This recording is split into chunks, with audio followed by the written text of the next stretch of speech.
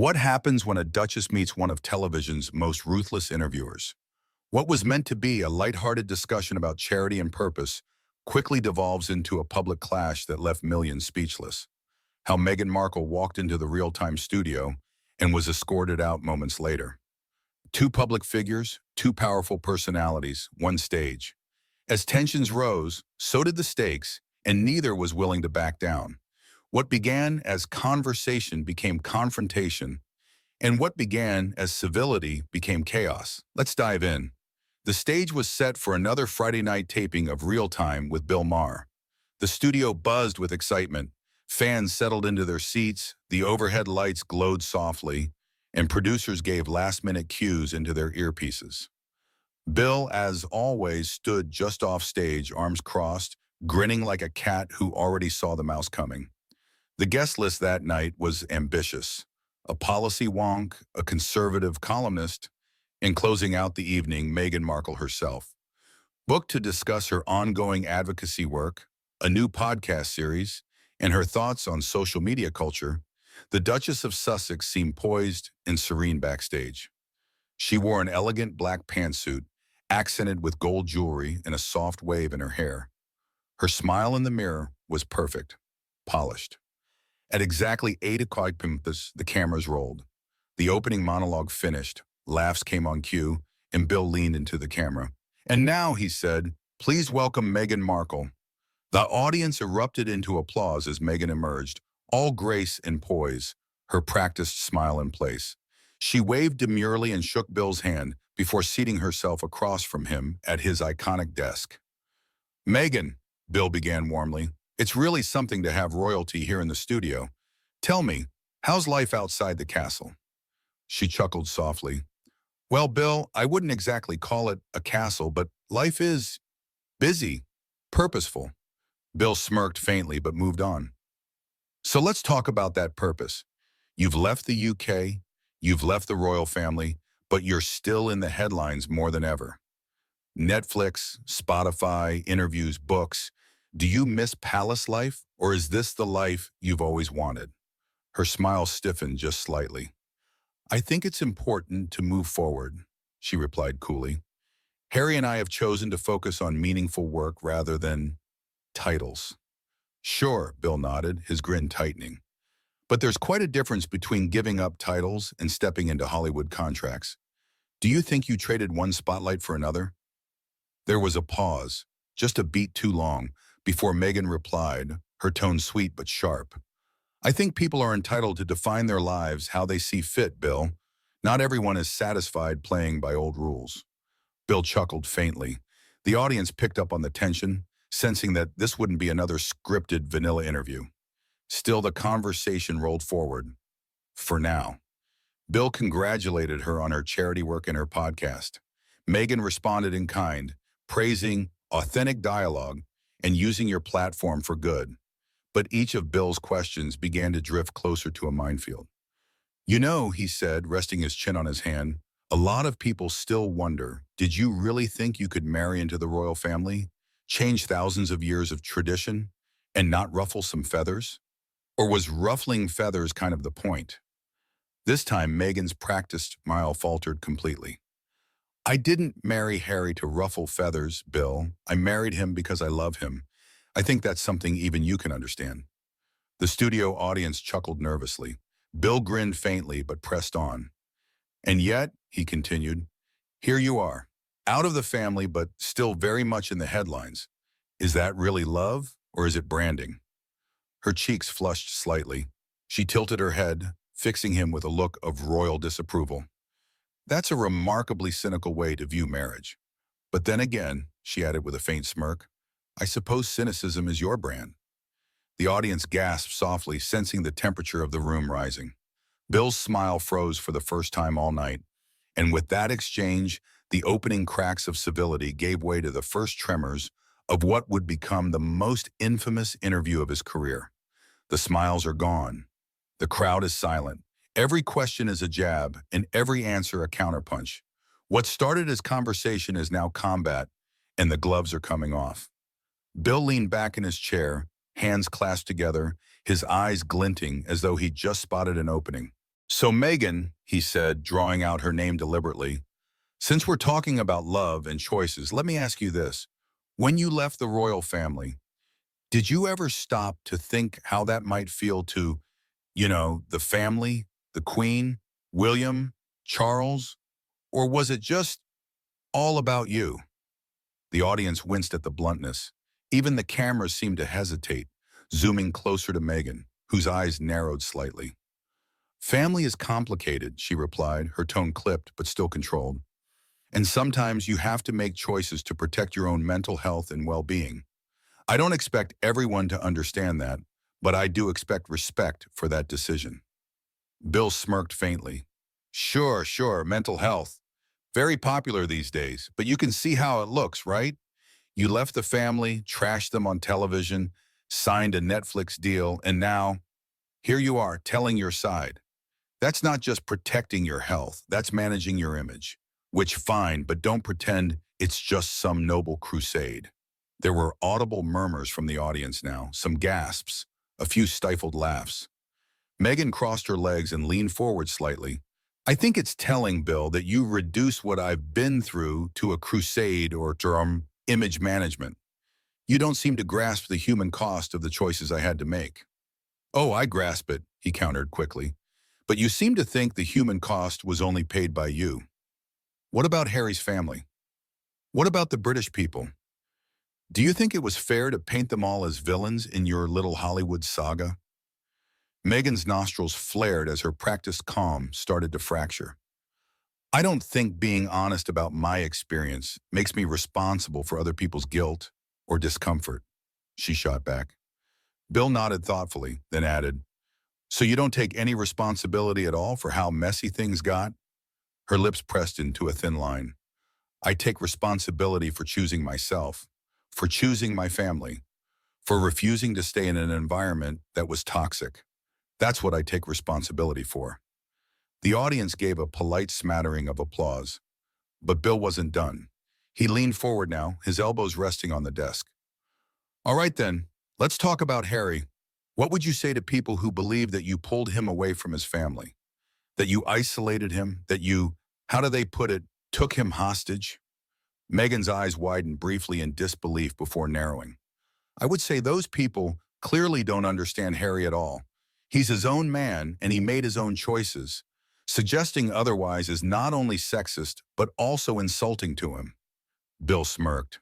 Ugh, sexist. There it is. Her jaw tightened. Yes, Bill, sexist. You don't get to frame me as some sort of manipulative woman who dragged him out of a castle because you can't imagine a man making decisions for himself. The crowd clapped louder this time, but Bill simply raised his eyebrow, waiting for the noise to die down. Fair enough, he said at last. But if we're playing the honesty game, let me ask, do you really think it's possible to walk away from the monarchy and cash in on it at the same time? Or is that just hypocritical? Meghan actually let out a sharp laugh, though there was no humor in it. You're really obsessed with this idea that my life is just one big transaction, aren't you? Bill tilted his head and delivered his next line like a blade. I'm just saying, if it quacks like a duck, Duchess. The crowd gasped audibly. Meghan froze, then flashed a smile so cold it could have frosted the camera lens. And I suppose you'd know all about ducks, Bill. You certainly quack enough. The audience erupted, half in shock, half in cheers, but the tension was electric now. Bill's smirk faltered for a moment before returning in full force. He leaned back in his chair, visibly enjoying the discomfort crackling in the room. Oh, we're just getting started, he murmured, his voice low but carrying through the room. And they were. By now the crowd was split, some visibly rooting for Meghan, others clearly on Bill's side, but everyone leaning in, unable to look away. He asked about royalty. She deflected. He pressed harder. She snapped.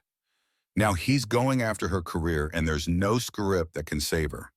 When the spotlight turns brutal, only one of them will walk away with dignity intact.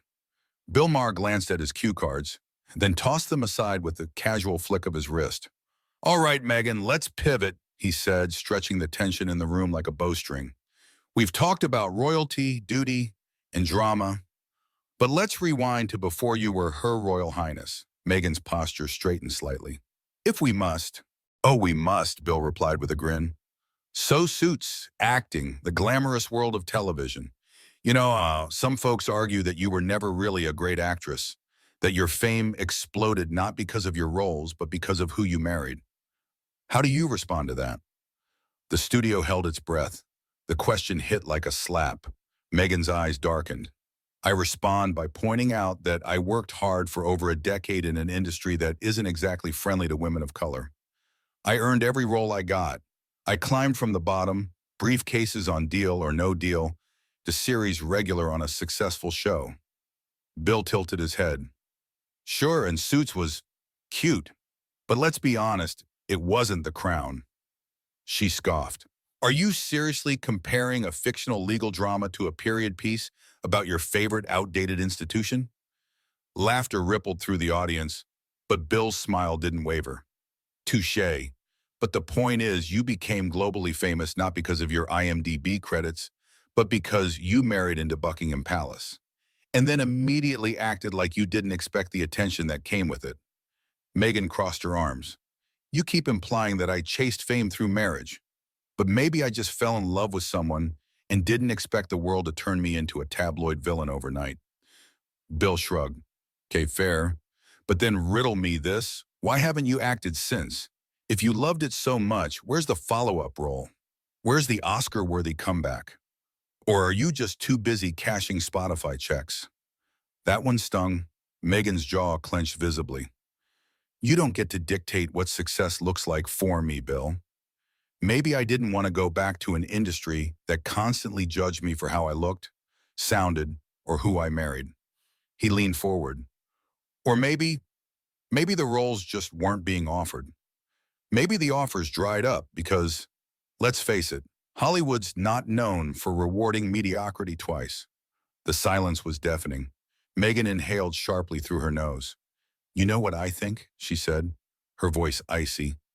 I think you're just bitter that women like me, women who speak up, still refuse to play nice for men like you. You want a quiet, smiling duchess with no opinions. Well, tough. Oh, please, Bill replied, waving a hand. Don't flatter yourself. I love opinionated women. What I don't love is narcissistic revisionism. You came onto the show with talking points, a strategy, and a persecution complex. And you've been dodging basic accountability ever since. Accountability? Meghan's voice cracked into a sharp scoff. You think this is accountability? A middle-aged man with a smug smirk telling a woman she should be grateful for being abused by the press, sidelined by her in-laws, and mocked for sharing her pain? I think it's a conversation, Bill countered coolly, and you're turning it into a tantrum. There was a low murmur in the audience, shock, discomfort, and a few gasps. I'm not throwing a tantrum, Meghan snapped. I'm standing up to condescension disguised as cleverness. Bill's grin widened. I'm not condescending, Meghan. I'm just not buying the Netflix version of events. She leaned forward now, hands planted on her knees. Then maybe you should stop pretending to be a comedian and admit what you really are. A bully with a monologue. The words sliced the air, and then Bill's smile finally faltered, only for a beat. But it was long enough for the crowd to notice. The tension in the studio was volcanic now. He leaned back in his chair, tapped his pen twice on the desk, then nodded slowly.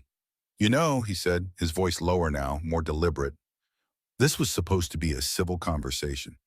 You could have said your piece, promoted your charity, defended your story, but you've been combative since the moment the lights came on.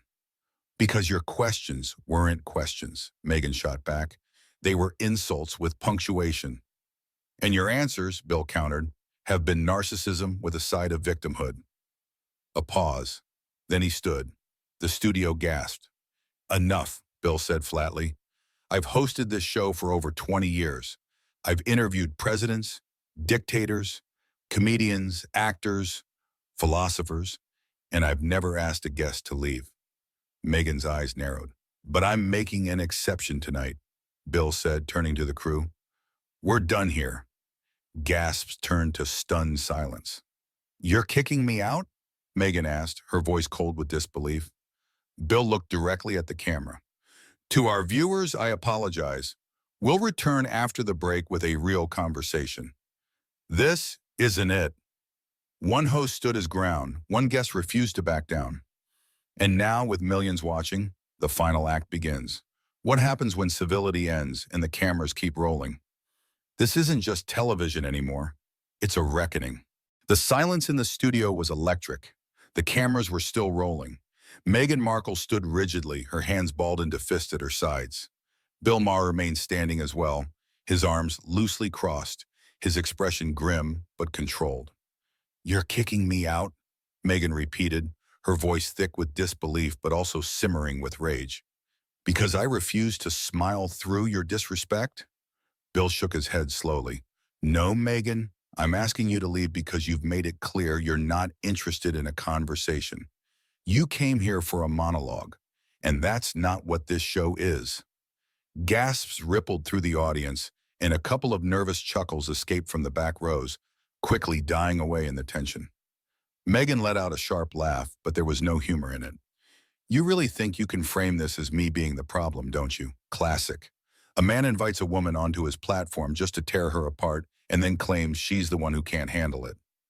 "I didn't tear you apart," Bill countered, his tone even but harder now. "I asked questions. Questions the public has been asking for years.